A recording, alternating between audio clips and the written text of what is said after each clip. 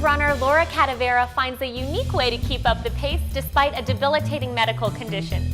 Laura loves to run and nothing's gonna stop her, so run, Laura, run. I've had to find new ways to run or let go of my running. I was with my still neurologist. Well, now let's go back to this. Have you tried running backwards?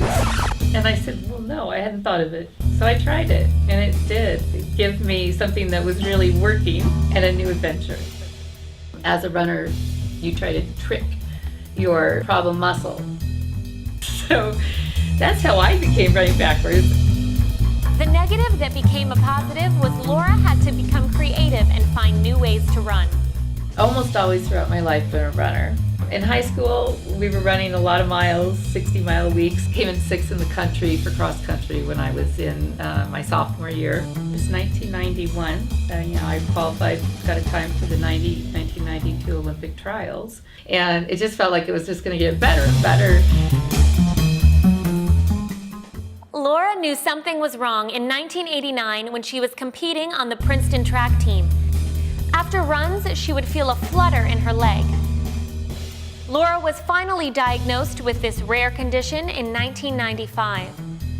Focal dystonia is defined as, I believe, one or two areas of one's body ends up not getting the proper neurological connection between the brain and the muscle, and is triggered by overuse of one particular muscle. And with runners, it's very new for them to have documented it, and again, only because it's this discovery process that runners actually also get dystonia.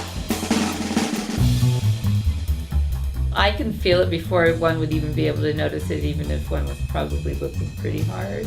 Gradually, if I don't stop, it's like that on my landing on my left.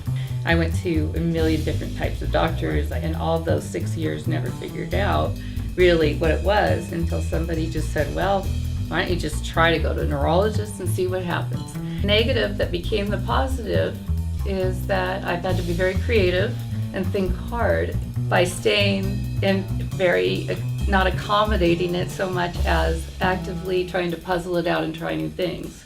Which is, of course, why I ended up, for instance, running backwards in the sand. Now it's becoming almost more fun, more of a puzzle than anything else, especially as I've gotten older, because I'm not a young competitive athlete anymore. So I have more mental and emotional room, I think, to accept the good things about what little running I'm able to do still. To me, the hardest parts of it were the sense of alienation. The more outreach publicly that I do and other people do as a result that I find have focal dystonia from runners, the whole goal is to build then awareness for people who have not yet been diagnosed. So it's really my focus at this point. Laura has proven that if you think different, problems can be solved, especially for backwards runners. For incredible features,